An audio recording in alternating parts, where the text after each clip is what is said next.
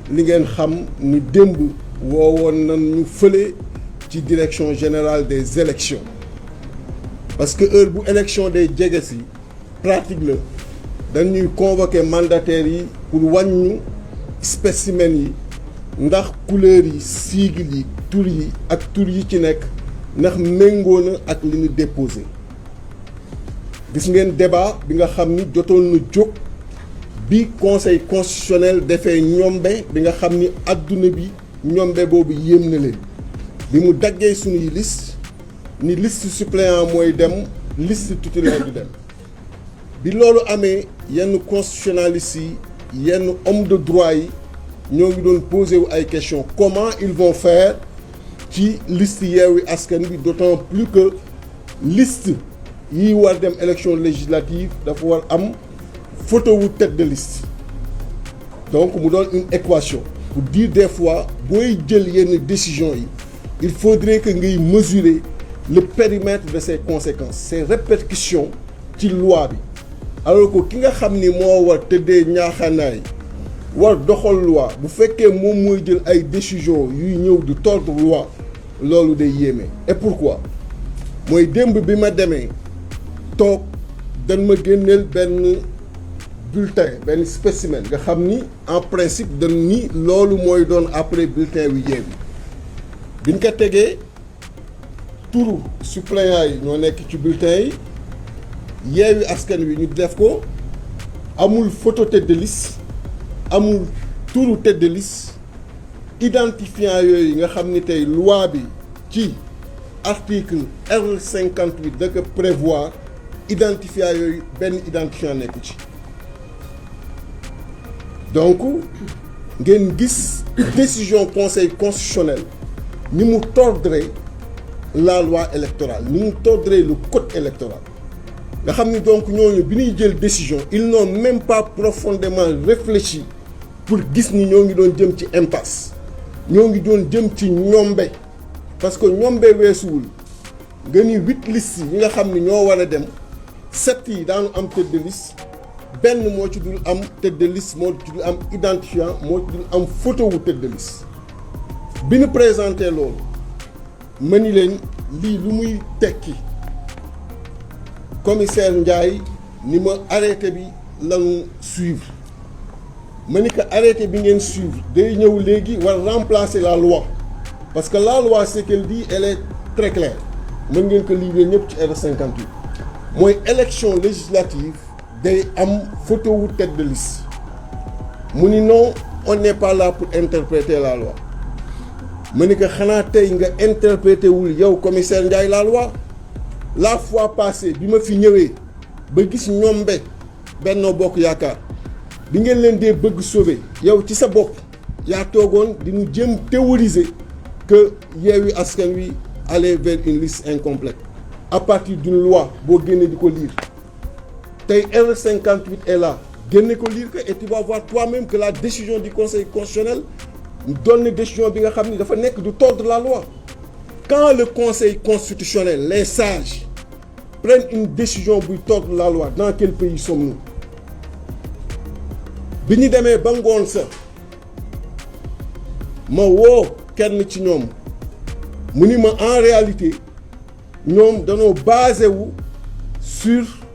la décision 13E du conseil constitutionnel en son considérant 13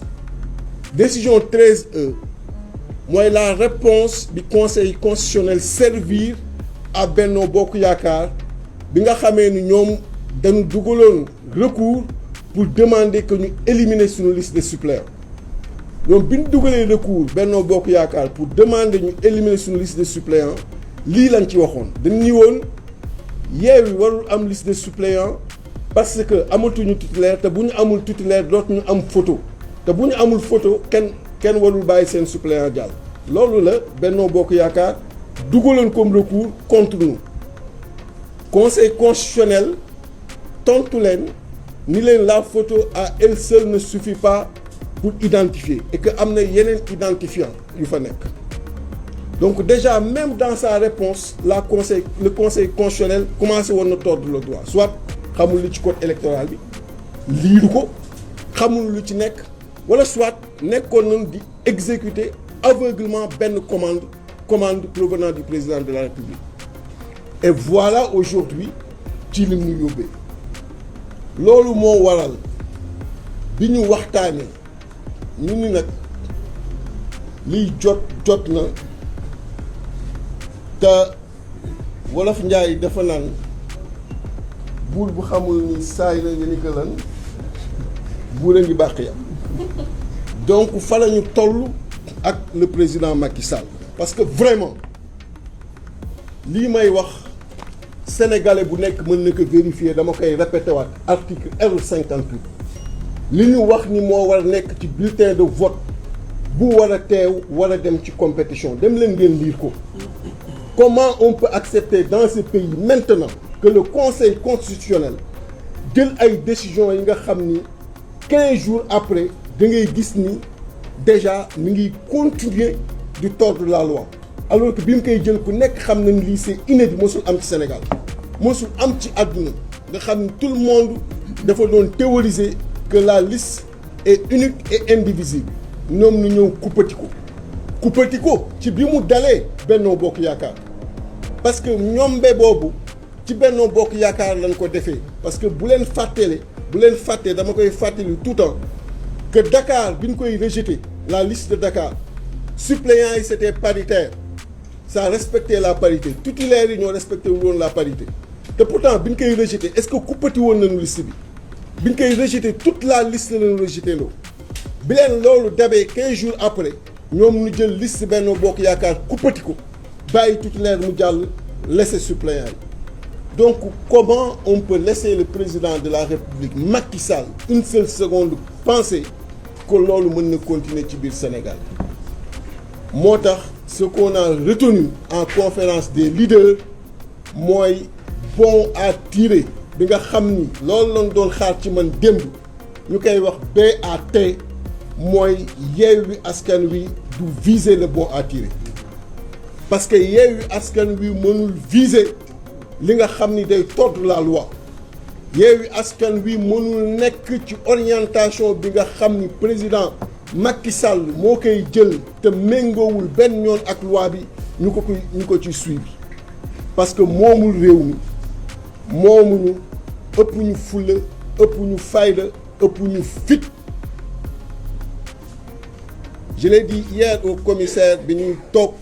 di wax ak moom ma ni que Macky Sall mi ngi leen di yóbbu ci coono parce que li mu foog ni day dem du dem parce que fit ëpp ñu ko formation yu ñu jaar des formations d'hommes il ne l'a pas fait donc fit ëpp ñu ko bu foogee ni nag à travers ces décisions lay yëngale Sénégal yëngal Sénégalais yi ku nekk xam fulla ak fayda bi nekk ci ñoom muy ñi nekk biir réew ak bitim réew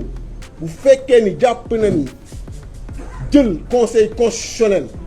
jël le ministre de l'intérieur ñoom ñëpp mu leen di dicter li ñu war def contre Yewwi Askan Wi mooy tax élection war am ni mu ko bëggee ak ni mu ko xalaatee mi ngi juum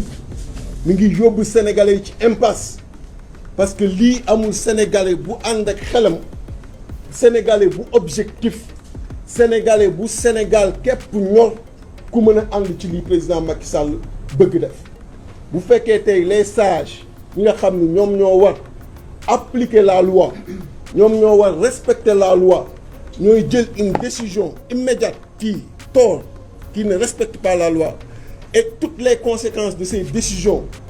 jëm encore sur l'irrespect de la loi sur le non-respect de la loi R58 nekk ici ngeen xam ni kon réew mi ngi ci yoon bu dangereux et Yewwi Askan Wi fera face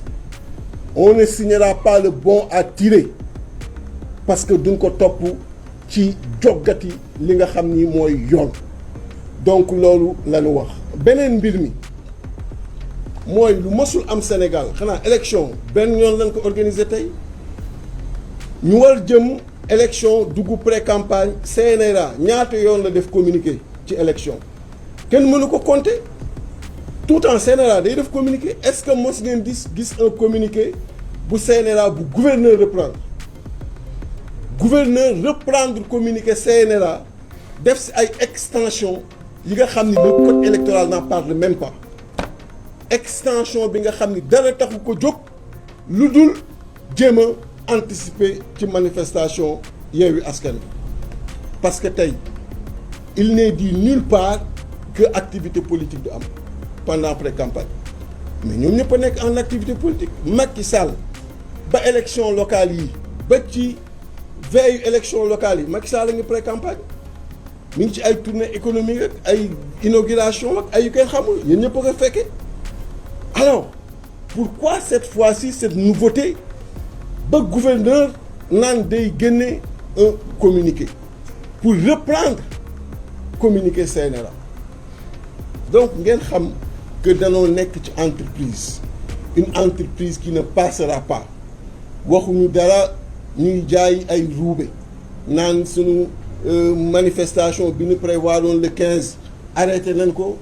président Macky Sall ñëw doole ci karaw ni finalement sax ci xar mi karaw ni finalement sama tournée bi ma bëggoon def Casamance bàyyi naa ko dafa ñemewul dem Casamance c'est aussi simple que ça donc yooyu yëpp pour donner benn tonus donner benn suite au communiqué du gouverneur ñu nag dugal nañu depuis le vendredi passé suñu suñu information de manifester pour le vendredi 17. Hier à 15h on était au commissariat man ak Cheikh Tidiane Youm ak le président Khalifa Ababacar Sall woo nañu foofu pour dégluñu ci manifestation ñu xamal leen ni li ñu taxoon jóg keroog moo ni indiwaat fii diggante bi nag am na lu ci dooleeku mooy le Conseil constitutionnel à travers sa décision vient encore de tordre la loi en son article R58 que vous pouvez lire et vraiment je vous invite à le lire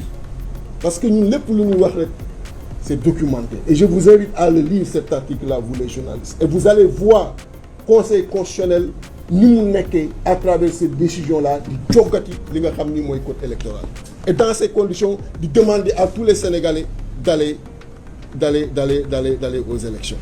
comme pour dire que ñoom danoo nekk ci position bi nga xam ni suba lépp lu nu bëgg def mën nañ ko def bu ko defee le président Macky Sall jëm ci bénéficier wu donc ñu répéter que li ñuy taxoon jóg keroog moo ñu tax a jóg am na lu ci dooleeku mooy encore le Conseil constitutionnel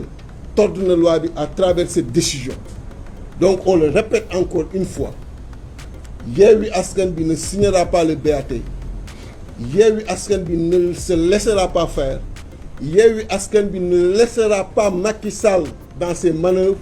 ni le ministre de l'Intérieur ni le Conseil constitutionnel les 7 supposés sages que le Cheikh Tidiane Youm a d'ailleurs appelé noo ko tuddee c'est pyromane. Les pyromanes Yewwi Askan Wi ne les laissera pas faire et on va qu'il le veuille ou pas faire notre manifestation du 17 qu'il le veuille ou pas Yewwi Askan Wi Yewwi Askan Wi va participer avec sa liste nationale sinon il n'y aura pas d'élection dans ce pays. yëral waay yëral xam nañu jotali yëral